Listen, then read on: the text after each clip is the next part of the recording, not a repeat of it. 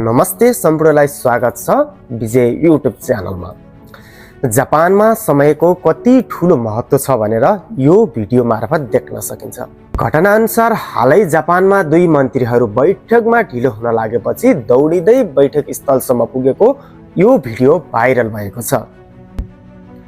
जानकारी अनुसार जापानमा रहेको आर्थिक सुरक्षा मन्त्री क्यान्डिडेट बैठकमा जाँदै गर्दा बाटोमा ट्राफिक जामका कारण बैठकमा ढिलो हुने अवस्था देखिएपछि उनी कारबाट ओर्लेर बैठक भवनतर्फ छिटो दौडिँदै गरेको दृश्यमा देखिएको छ। यस्तै गरी अर्को मन्त्री पनि बैठक सुरु भइसकेको बेला समयमै पुग्न दौडिँदै गरेको दृश्यमा देखिएको छ।